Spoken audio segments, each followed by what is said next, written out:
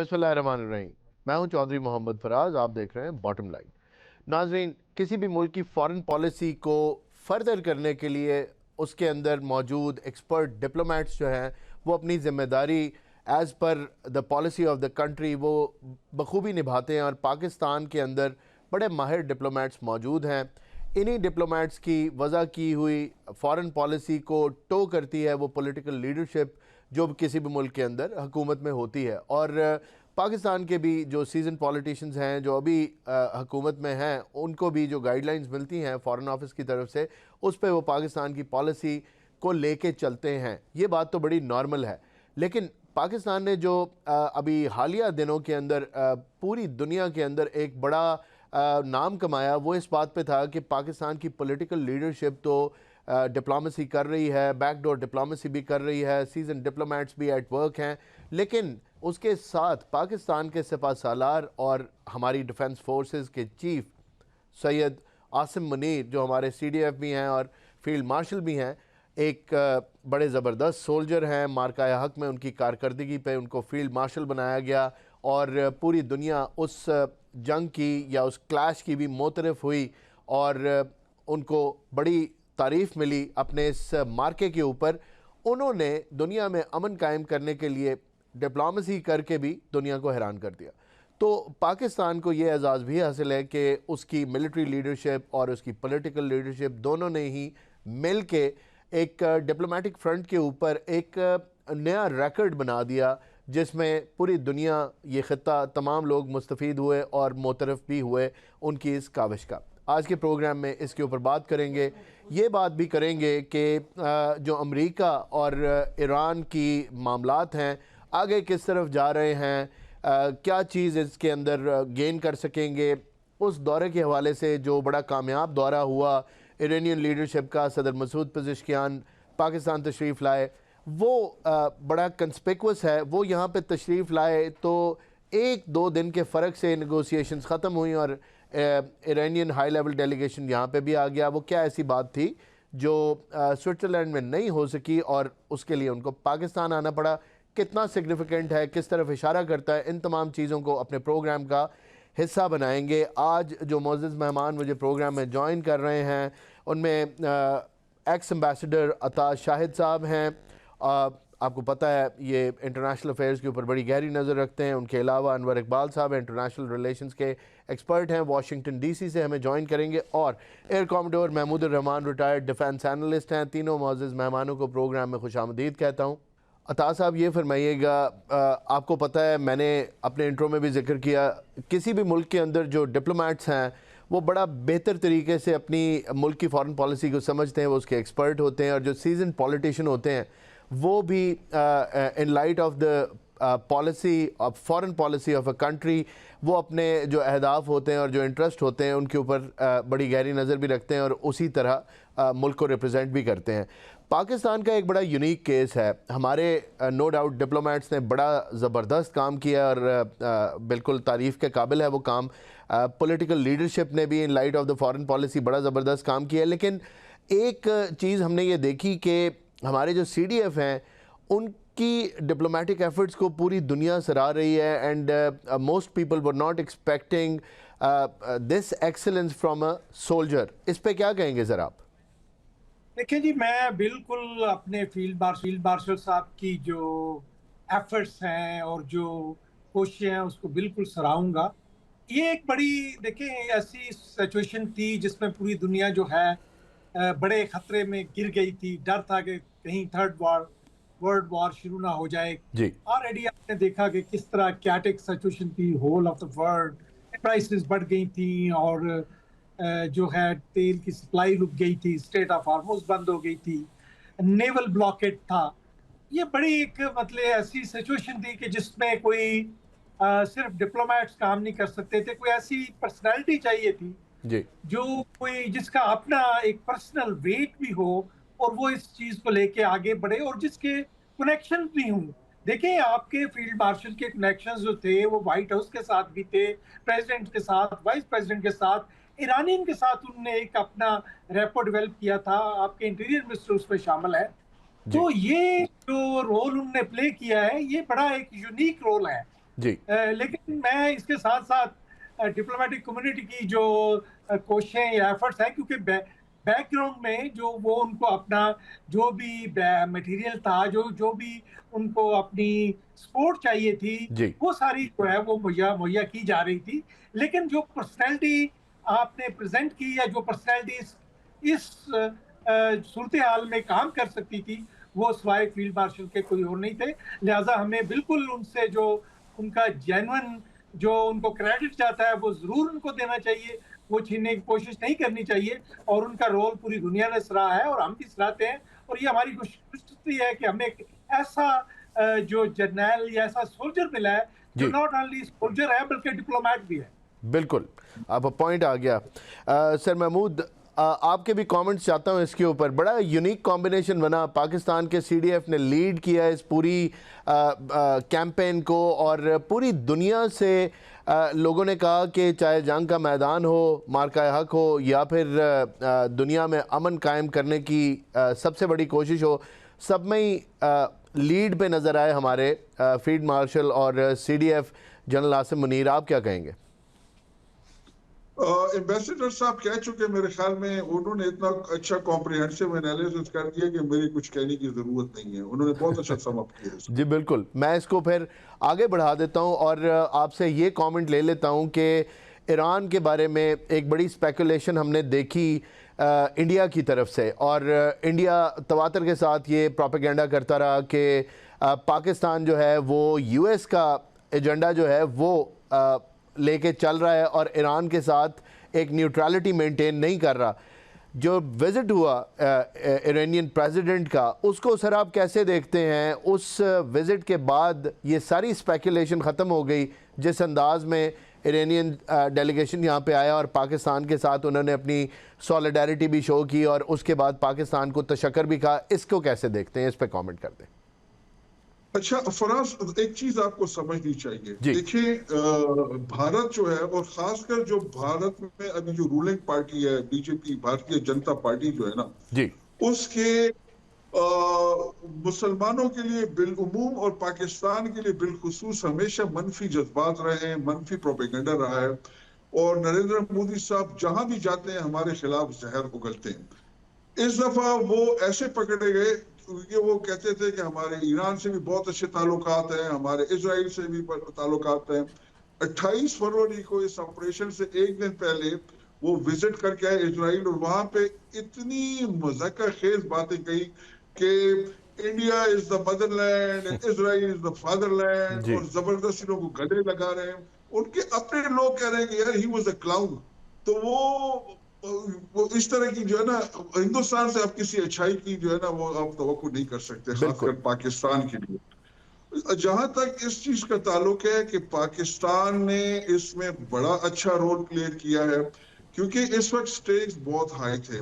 somebody had to play cool، کیونکہ باقی سارے جتنے عرب ممالک تھے، خلیجی ممالک، وہ ون وے تو ادر وہ جو ہے نا جنگ کا حصہ بن گئے تھے، کیونکہ وہاں سے امریکی جنگی جہاز جو ہے نا اڑتے تھے اور بمباری کر کے واپس جاتے تھے.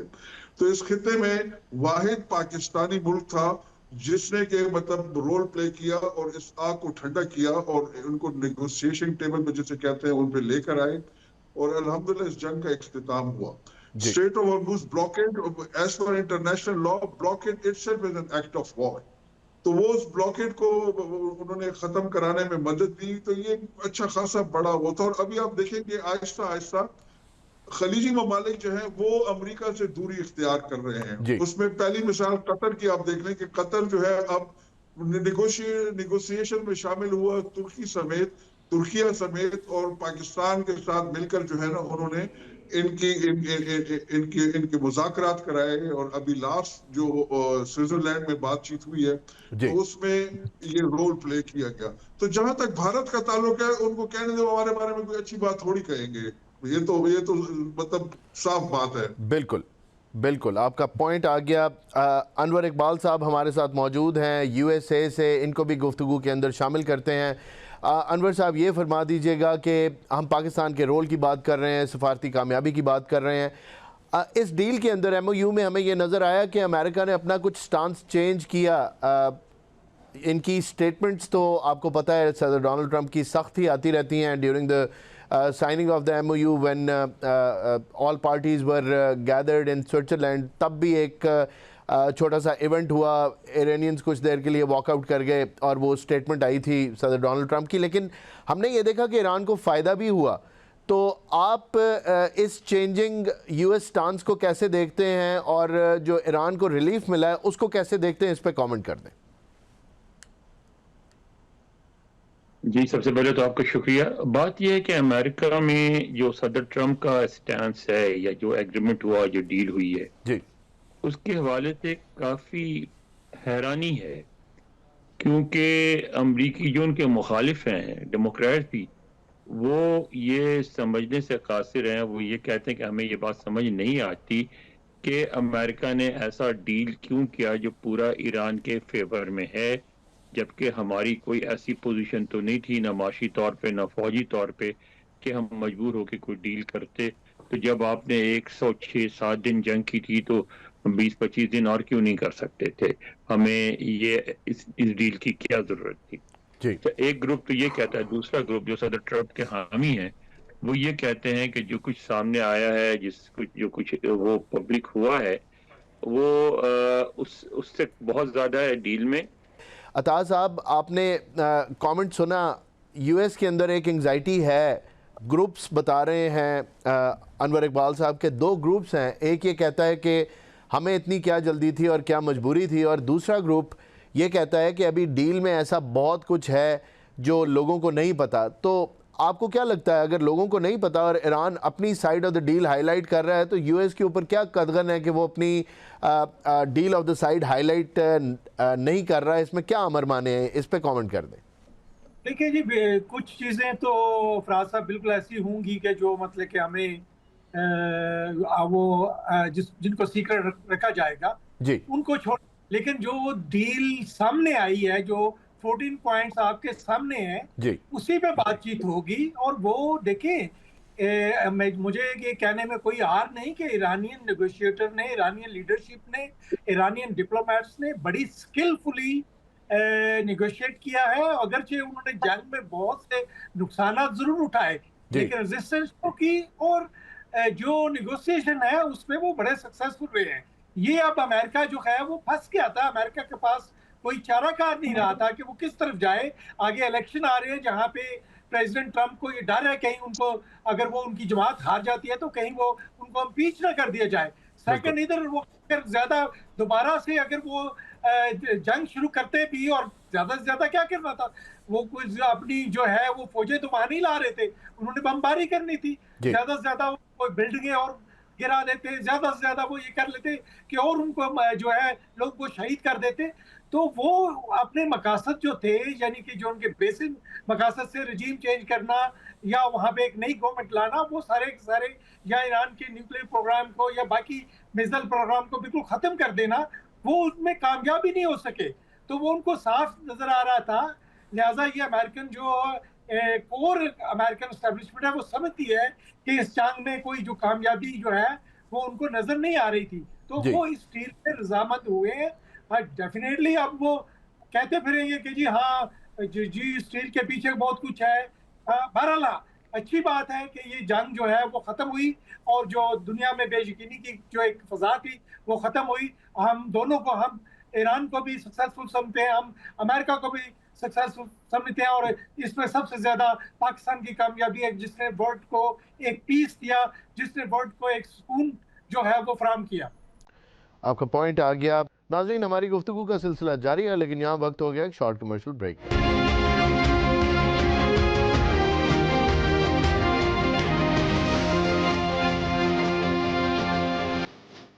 Welcome back. کامنڈر صاحب یہ فرمائیے گا, باقی ساری چیزیں جو ملاقات ہوئی بڑے کارڈیل انداز میں ہوئی, ہمارے فائٹر جیٹس جو ان کا پلین تھا اس کو لے کے بھی آئے, لینڈ بھی ہوا, بڑے خوشگوار ماحول میں بھی ملے, یہ ساری چیزیں اس کو تو سب ڈسکس کر رہے ہیں. میں آپ سے جو پوچھنا چاہتا ہوں وہ یہ بات ہے کہ بیلسٹک میسائل پروگرام کے اوپر ایک بڑی کلیئر اور بڑی مناسب قسم کی سٹیٹمنٹ پرائم منسٹر شہباز شریف نے دے دی. اور بلسٹک میسائل پروگرام ہی ہم نے دیکھا کہ یو ایس کا درد سر بنا ہوا تھا اس پوری جنگ کے اندر ایران کا جو پروگرام ہے، اور اس کے حوالے سے کافی شکوک و شبہات اور کنسرنز تھے اسرائیل کے بھی، جی سی سی کنٹریز میں بھی، کیونکہ ان پہ بھی حملے ہوتے رہے اور امریکہ کے بھی تھے. تو پاکستان کے پرائم منسٹر کی ریگارڈنگ ایرانز بلسٹک میسائل پروگرام، یہ سٹیٹمنٹ کتنی اہم ہے؟ ایز اے ڈیفینس اینالسٹ کیسے دیکھتے ہیں اس کو؟ اچھا، پہلے تھوڑا سا اس کا پس منظر آپ جانیے. جی. جب یہ جنگ شروع ہوئی نا، تو جو ان کے مقاصد تھے ان میں سر فہرست جو تھا وہ رجیم چینج تھی. جی. اور ان کا یہ خیال تھا کہ جس طرح انہوں نے میڈورا کو وینزویلا سے اغوا کیا آدھے گھنٹے میں اور وہاں پہ شادیاں بچنے لگے، اسی طرح ایران میں ہوگا. ان کو کہا گیا تھا کہ جی ایسے ہو جائے گا، آپ کریں.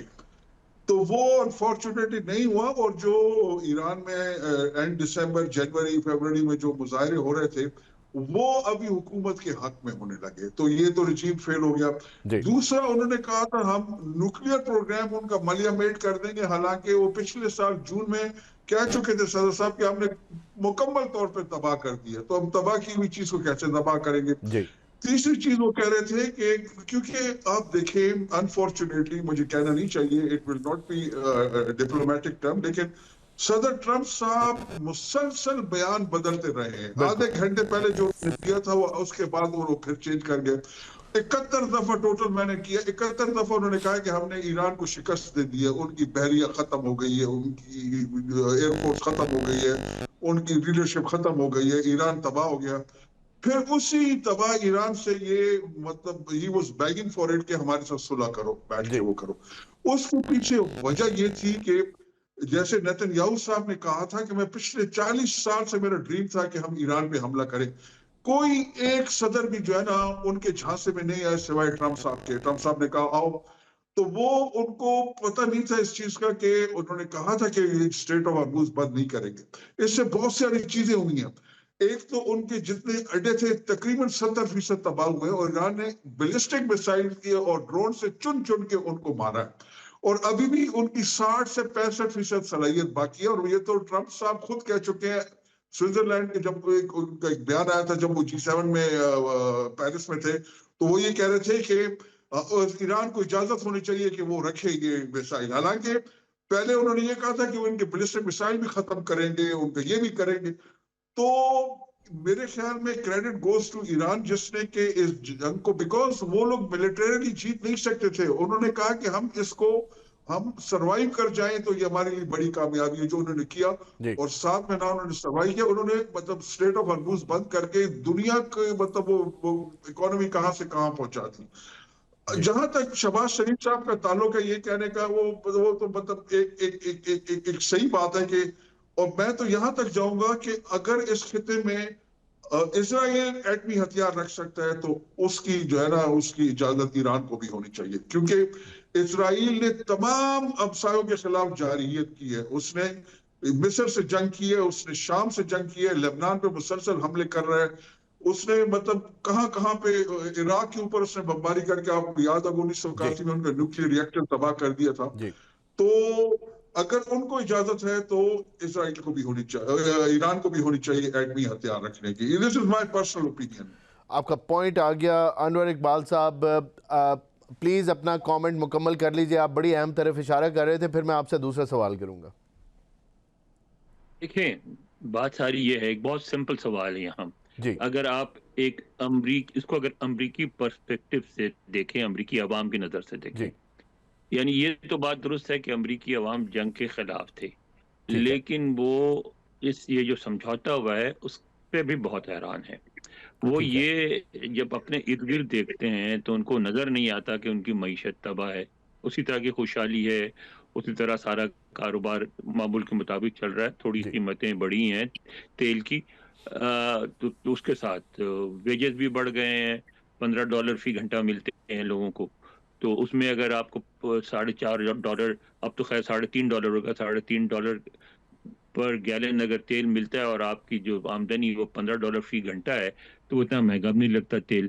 تو وہ حیران ہے کہ امریکہ کو یہ سمجھوتا کرنے کی کیا ضرورت تھی جس کو ایران اپنی مکمل فتح کے طور پہ پیش کر رہا ہے. ایران نیوکلیر پروگرام بھی اپنا رکھے گا، ایران میزائل بھی اپنے رکھے گا، ایران جو ہے اپنا ہرمز میں ٹیرف بھی اسٹریٹجک لے کنٹرول گا، بھی پیسے رکھے بھی گا. لے گا. جی جی تو پھر امریکہ کو کیا ضرورت تھی؟ اب یہ صدر ٹرمپ پہ ہے کہ اس کو کس طرح سیل کرتے ہیں اپنے عوام کو، اپنے لوگوں کو. اس وقت ان پہ بہت کرٹیسزم بہت زیادہ ہو رہی ہے.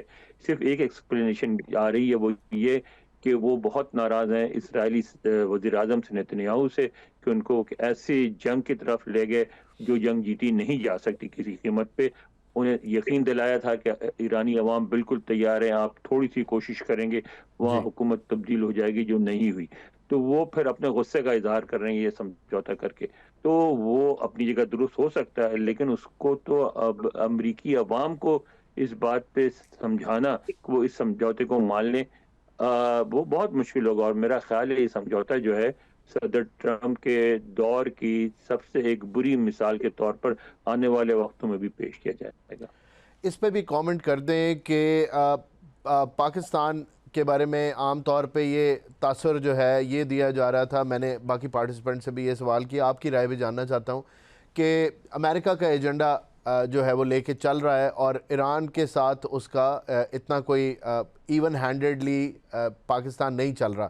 لیکن پاکستان کی اگر دیکھا جائے ایفرٹ اتنی زبردست تھی کہ جو دونوں اپوزنگ پارٹیز ایک دوسرے سے کچھ نہ کچھ ڈیمانڈ کر رہی تھیں، تو جو ایران ڈیمانڈ کر رہا تھا وہ پاکستان نے امریکہ سے کہہ کے دلوا دیا. ایک اینگل یہ بھی ہے، آپ اس سے ایگری کرتے ہیں؟ دیکھیں تجزیہ کار جو ہوتے ہیں نا، جی ان کا ایک مسئلہ ہوتا ہے کہ انہوں نے ایک نئی بات کرنی ہوتی ہے، ایک ایسی بات کرنی ہوتی ہے جو بہت چونکا دینے والی ہو اور سارے سنیں اور ان کو نوٹس لیا جائے. جی بات یہ ہے کہ آپ یہ بتائیے کہ کیا پاکستان اس پوزیشن میں ہے یا تھا کہ وہ ایران کی فیور کر سکتا ہے یا امریکہ کی فیور کر سکتا؟ پاکستان نہ تو میڈیٹر تھا. پاکستان جی کا ایران پہ، نہ پاکستان کا ایران پہ ایسا انفلوئنس ہے کہ کسی کام کے لیے وہ ایران کو مجبور کر سکے، جی نہ پاکستان کا امریکہ پہ ایسا انفلوئنس ہے کہ کسی کام کے لیے امریکہ کو مجبور کر سکے. پاکستان کی خوبصورتی وہی تھی کہ ان کو وہ اپنی پوزیشن کو انہوں نے بہت اسمارٹلی یوز کیا اور اپنے آپ کو ہر طرف ریکگنائز کر پایا. ان کی پوزیشن کیا تھی؟ وہ ایک ایسا اس پورے خطے میں ایک اکیلا ملک ہے جس کے تعلقات ایران سے بھی ہیں، جس کے تعلقات امریکہ سے بھی ہیں، ٹھیک. سعودی عرب سے بھی ہیں اور چین سے بھی ہیں. یہ ممالک ہیں جو وہاں اس سارے جھگڑے میں میٹر کر رہے ہیں، اور ایون روس نے اس کے اس رول کو ریکگنائز کیا. اب اگر پاکستان اس رول کو چھوڑ کے کسی ایک طرف ہو جاتا ہے تو اس کا اپنا رول جو ہے زیرو ہو جائے گا. اس وقت جو زیادہ امریکہ میں بات ہو رہی ہے وہ اس پہ بڑی ہو رہی ہے کہ جب ساری کچھ بات چیت ہو گئی تھی سوئٹزرلینڈ میں، تو ایران کے صدر کو اسلام آباد آنے کی کیا ضرورت تھی، اور اسلام آباد آ کے انہوں نے کس چیز پہ، کس موضوع پہ بات چیت کی ہے، کس چیز کی وضاحت کی ہے، یا کون سی نئی تجویز پیش کی ہے.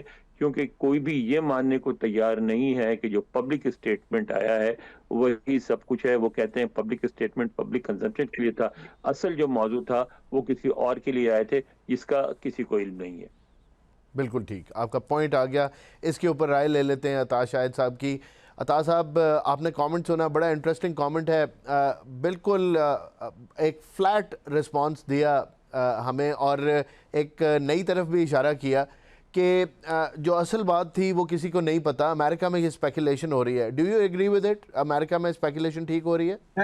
میں جی بالکل آپ کے انالسٹ سے کافی حد تک ایگری کرتا ہوں. دیکھیں جو آپٹکس ہوتی ہیں یا جو وزٹس کی باقی چیزیں ہوتی ہیں، ان کے علاوہ بھی کچھ چیزیں ہوتی ہیں جو جب ہیڈ آف اسٹیٹ جو ہے اتنی مطلب جلدی میں آئے، اور وہ اس کے پیچھے کافی چیزیں ہوتی ہیں. اسٹیٹ آف ہارموز کی بات بھی ہوئی ہوگی، ٹیکسیشن کی بات بھی ہوگی، ان کے اپنا نیوکلیر انریچمنٹ جو ہے، یا جو باقی ان کے پاس انریچ یورینیم ہے، وہ اب چونکہ فیصلہ یہی ہوا ہے کہ وہیں رہے گا اور وہاں ہی اس کو ڈی انریچ کیا جائے گا، یعنی کہ 60% سے نیچے لایا جائے گا، 10%، 15%. اور آگے جو ٹیکنیکل باتیں ہو رہی ہیں، دیکھیں پاکستان جو ہے وہ IAEA کا ممبر ہے، اور وہاں ہمارا ان کے ساتھ بڑا ایک ریلیشن شپ ہے. ہمارے جو ویانا میں ایمبیسڈر ہیں وہ بڑے ایک منجے ہوئے ایمبیسڈر ہیں اور بڑے ٹیکنیکل بندے ہیں. جی اور ہم یہ جو ٹیکنیکل ٹیمز ہیں وہاں پاکستان کا ایک بڑا رول ہوگا. میں ساری چیزیں تو نہیں اوپن کر سکتا، بٹ میں آپ کو یہ ضرور بتا سکتا ہوں کہ پاکستان نے اپنا رول دونوں سائڈ پہ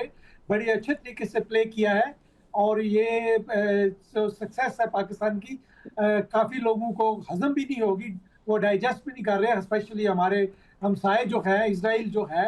تو یہ چیزیں اپنی جگہ، لیکن دیکھیں کہ یہ وہی شخصیت کر سکتی تھی جس کی دونوں طرف تعلقات ہوں، نہ دونوں طرف تعلقات ہوں بلکہ ایک personal repo who with the president of Iran, Baker صاحب کے ساتھ، ان کے فارن منسٹر کے ساتھ.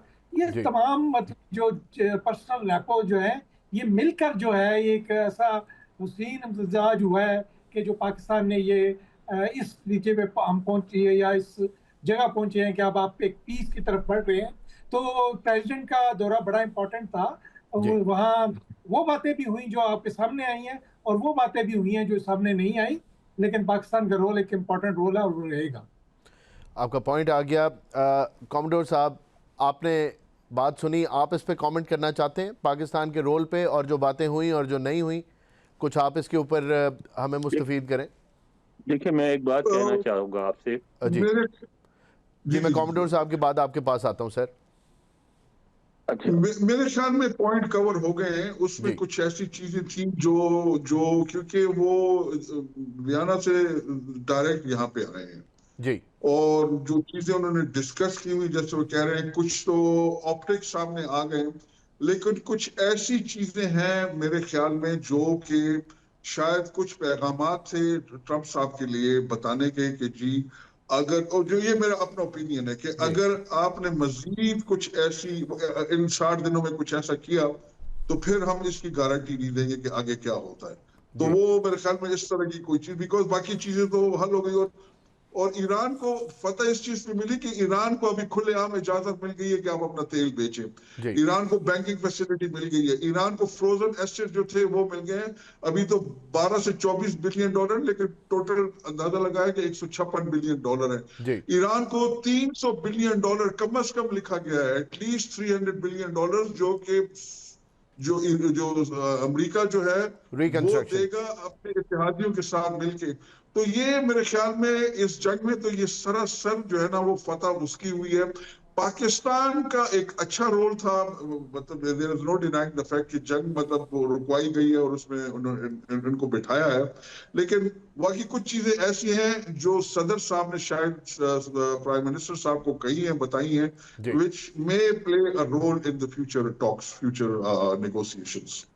بڑی اہم طرف اشارہ کیا. بالکل انور صاحب آپ کچھ کہنا چاہ رہے تھے، فرمائیے گا.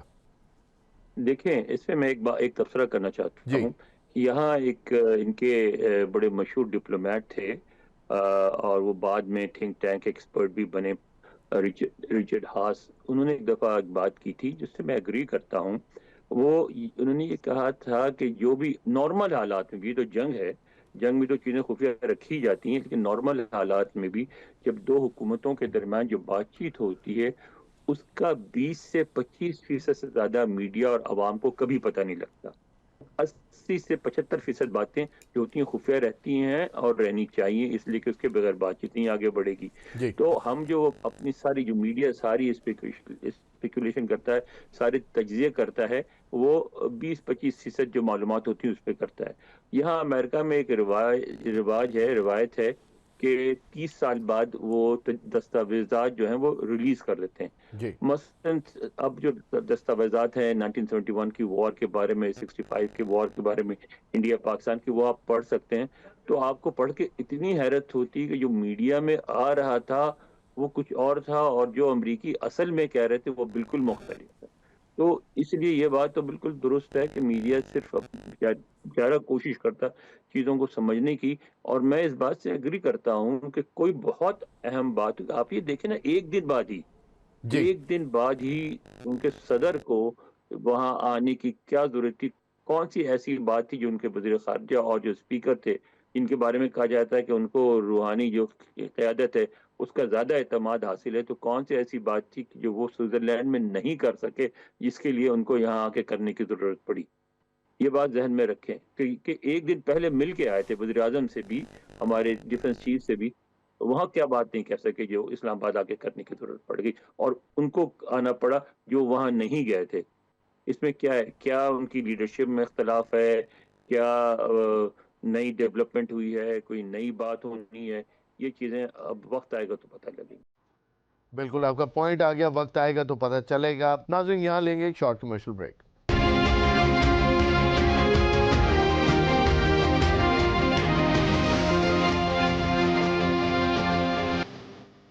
Welcome back. عطا شاہد صاحب، سپوائلر کے رول کی طرف ہر اینٹی اشارہ کرتی ہے، پوری دنیا جانتی ہے کہ اسرائیل کا اپنا ہی ایجنڈا ہے، اور لبنان میں ہم نے دیکھا، امید تو کی جا رہی ہے کہ چیزیں کچھ تھوڑا سا سلجھ جائیں گی، اور امریکہ بھی بیان دے رہا ہے کہ واپس اپنے بارڈرز پہ چلا جائے، آئی ڈی ایف جو ہے وہ چلی جائے، اور جو ٹیریٹوریل انٹیگریٹی ہے اس کی لبنان کی، اس کا خیال کیا جائے.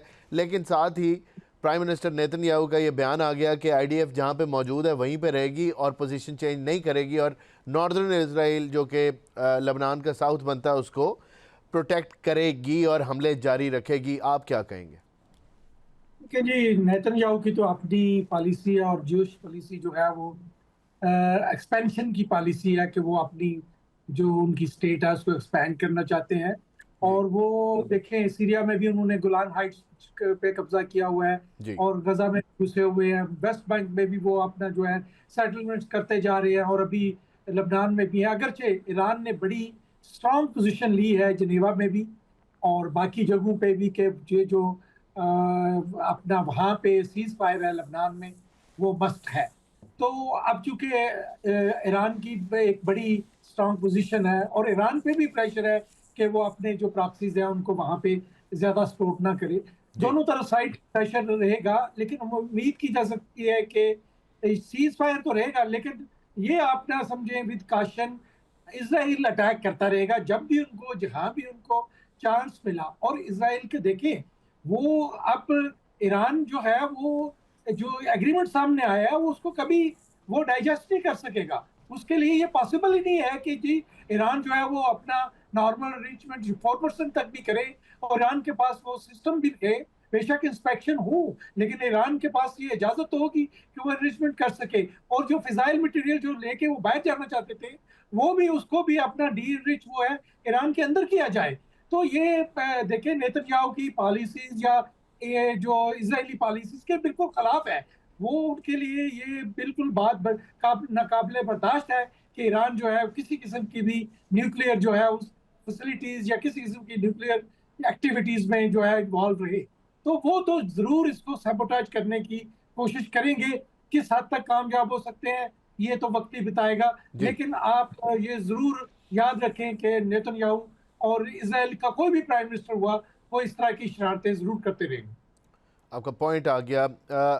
کامڈور صاحب یہ فرمائیں کہ اس پورے خطے کی بلکہ دنیا کی جو جیو پالیٹکس ہے وہ چینج ہوتی ہوئی نظر آ رہی ہے. جو امریکن رول جی سی سی کنٹریز میں پاسٹ میں تھا وہ اس جنگ کے بعد نظر آ رہا ہے کہ نہیں ہوگا، اور نئے مڈ لیول پاورز ابھر کے سامنے آتی نظر آ رہی ہیں. ایران ان میں سے ایک ہے. آپ ایران کا رول کیسے دیکھتے ہیں، اور جی سی سی کی چینجنگ پالیسی میں ایران کے اوپر کیا یہ ملک اعتماد کریں گے؟ کیونکہ ان کی بھی ہسٹری کوئی اتنی خاص اچھی نہیں ہے. تو اس چینج سیناریو کے اندر آپ کہاں دیکھتے ہیں ایران کو، اور جی سی سی کے ممالک کی جو چینج آئے گا پالیسی میں نظر آ رہا ہے وہ کتنا چینج آئے گا، یا ویسے ہی رہیں گے جیسے تھے؟ اچھا، ایک تو یہ چیز جو ہے نا، ایک متھ یہ ٹوٹ گئی ہے کہ امریکہ جو ہے وہ ناقابل شکست تھا. مطلب ایران نے یہ ثابت کر دیا ہے. دوسری عرب ممالک کو یہ چیز باور کرا دی گئی ہے کہ امریکہ کی یہاں کی موجودگی ان کی حفاظت کے لیے نہیں تھی، کیونکہ ان کے پاس جو لاسٹ پیٹریٹ اور air defence anti ballistic missile system تھے وہ سارے وہ اسرائیل پہنچا دیے گئے تھے. Basically America was there to defend اسرائیل، اس کی انٹرسٹ اس میں تھی، اور یہ چیز اچھی طرح ان کو سمجھ آ گئی ہے.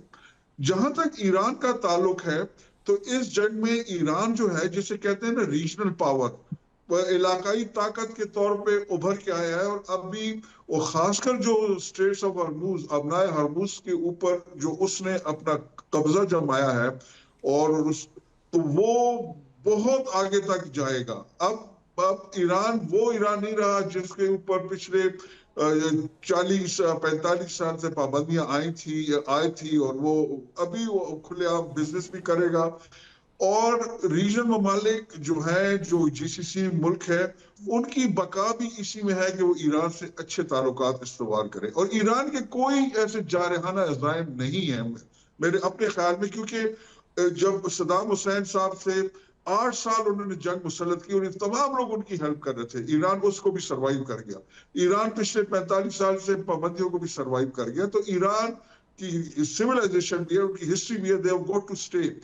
अरब ममालिक तो अभी कुछ ही देर हुए ऊपर आए, और ये जो है ना, मतलब इनका ये ख्याल था कि मतलब है कि इसराइल जैसे यूएई ने इसराइल से बड़े अच्छे ताल्लुकात बनाए, तो उनका ख्याल था कि दे विल सर्वाइव। जी वो मिथ भी टूट गई है कि यहाँ पे सेफ्टी है, सिक्योरिटी है, वो तो ये बहुत सारी चीजें चेंज हो गई हैं, हो रही हैं। इसलिए इनको अभी एक नई जो है ना पॉलिसी इख्तियार करनी पड़ेगी कि जिसमें अगर इन्होंने रहना है, अच्छे तरीके से रहना है, तो इनको ईरान से बना के रखनी पड़ेगी। अमेरिका से भी शायद वो बना के रखें, लेकिन इस खिते में मेरा अपना ख्याल यह है कि अब रूस और चीन का ज्यादा असर होगा। ईरान एक इलाकाई ताकत होगी इसके ऊपर, और अमेरिका का रोल जो है काफी हद तक कम होगा। This is my opinion. आपका पॉइंट आ गया। अनवर इकबाल साहब, अमेरिका का रोल कर्टेल होने जा रहा है जीसीसी कंट्रीज़ के हवाले से, और ईरान का रोल अब इन्हांस हो गया और एक रीजनल पावर के तौर पे ईरान उभर के सामने आया है। खित्ते की जियो पॉलिटिक्स चेंज हो रही है। आप एग्री करते हैं इस स्टेटमेंट से? बिल्कुल करता हूँ, क्योंकि ये जो जंग हुई है उसमें ईरान ने अपनी रेजिलियंस दिखाई है, और ईरान जो है अमेरिका और इसराइल की मुसलसल कोशिशों के बावजूद वो वहाँ तब्दीली यहाँ नहीं ला सके जो वो चाहते थे। तो उसके बाद से तो जो जीसीसी कंट्रीज हैं उनको भी अपने रवैये पे नज़रसानी करनी पड़ेगी। ईरान ने फिर एक बात और जाहिर की है, साबित की है इस जंग में, कि वो जब चाहे जीसीसी कंट्रीज में किसी भी टारगेट पे अटैक कर सकता है। तो अगर उनके ताल्लुकात ईरान से बेहतर नहीं हुए तो उनके यहाँ जो खास तौर पे दुबई में, क्योंकि दुबई के पास अपना ऑयल भी नहीं है, उनके यहाँ जो इन्वेस्टमेंट आती है वो इन्वेस्टमेंट नहीं आएगी। लेकिन ये समझना, जो हम ये समझते हैं कि अमेरिका का role as a super power ख़त्म हो रहा है, अमेरिकन इकोनॉमी वीक हो जाएगी, और अमेरिका और इसराइल जो है वो इसराइल का वजूद खतरे में पड़ जाएगा, ये मेरा ख्याल है दुरुस्त नहीं है। अमेरिका अब भी सुपर पावर रहेगा, और अमेरिका अपने बेसिस अब भी रखेगा, बेसिस वहाँ से हटाने नहीं लगा, और इसराइल अब भी एक मजबूत मुल्क रहेगा। अलबत्ता उनको ईरान के बारे में अपनी पॉलिसीज पर नजरसानी करनी पड़ेगी। आपका पॉइंट आ गया। ताज शाहिद साहब, लास्ट क्वेश्चन आपसे करूंगा। ये फरमाइएगा कि ईरान ने एक स्टेटमेंट ये भी दी है कि जो तेल की ख़रीदो फ़रोख्त है, यानी फ़रोख्त ही है, जो अपना इसको रिलैक्सेशन मिली है, इसमें जो करेंसी है वो डॉलर नहीं होगी, अपनी मर्ज़ी की करेंसी में करेंगे। इसकी क्या सिग्निफिकेंस है और अमेरिका को कबूल होगा? देखिए, वो अमेरिका तो इसमें अब कुछ नहीं कर सकता कि बाकी कई कंट्रीज जो है वो यूरो में ले रही है। मतलब रशियन जो थे वो भी डॉलर में नहीं अपनी सेल कर रहे। तो ये अब चाइना भी युआन में जो है वो काफ़ी पेमेंट्स ले रहा है। जी ईरान जो अमेरिका को तकलीफ तो ज़रूर होगी, लेकिन वो उनके पास कोई ऐसा मैकेनिज्म नहीं है कि वो कंट्रीज को फोर्स करेंगे या आप डॉलर्स में ही पेमेंट करें। ये ईरान पे डेवलप अपनी ईरान की जो है वो उसकी विल पे है, उस पर सैंक्शंस थी। वो जब सैंक्शन लिफ्ट हो गई हैं, जब ईरान को तेल सेल करने की इजाज़त मिल गई है, तो अमेरिका इस पोजीशन में नहीं है कि वो उनको फोर्स कर सके बाकी कंट्रीज को कि आप उसको डॉलर्स में ही पेमेंट करें। तो मैं नहीं समझता कि अमेरिका कोई बहुत बड़ा इसमें चेंज ला सकेगा। हाँ, अलबत्ता ये देखिए कि मैं उनकी जो आपके पहले एनालिस्ट हैं उनसे बिल्कुल अग्री करूंगा कि अमेरिका एक सुपर पावर रहेगा। आप अमेरिका को सिर्फ प्रेसिडेंट ट्रंप की जो है वो एनेक्स ना देखें। प्रेसिडेंट ट्रंप के 2 साल रह गए, उसके बाद देखिए कौन से प्रेसिडेंट आते हैं, किस तरफ। अमेरिका एक सुपर पावर है, और अमेरिका जो है मिडिल ईस्ट से जाने वाला भी नहीं, क्योंकि मिडिल ईस्ट में उसका एक सबसे बड़ा लाई इजराइल बैठा हुआ है और बाकी कंट्रीज भी है। और एक बात मैं ये बड़ी लोगों को नापसंद भी आएगी, लेकिन फिर भी कहूंगा कि देखें, ईरान का न्यूक्लियर प्रोग्राम सिर्फ इजराइल के लिए खतरा नहीं था, ये गल्फ कंट्रीज के लिए भी अलार्मिंग था, और गल्फ कंट्रीज की भी इस पे बड़ी एक सीरियस रिजर्वेशंस थी। जी बिल्कुल रिजर्वेशंस है। तो लिहाजा ईरान को शायद न्यूक्लियर पावर तो नहीं बनने دیا جائے گا، لیکن باقی ایران کو جو میزائل سسٹم ہے یا بلاسٹک میزائل ہے اس پہ آپ کو پابندی نہیں لگائی جا سکے گی۔ جی بالکل آپ کا پوائنٹ آ گیا۔ تینوں معزز مہمانوں کا شکریہ ادا کرتا ہوں، وقت دیا۔ ناظرین پروگرام کا وقت ختم ہو گیا، اس کے اوپر سچویشن جو چینج ہوگی آپ کو ڈیولپمنٹ سے آگاہ کرتے رہیں گے۔ آج کے لیے اتنا ہی، مجھے اجازت دیجیے، اللہ حافظ۔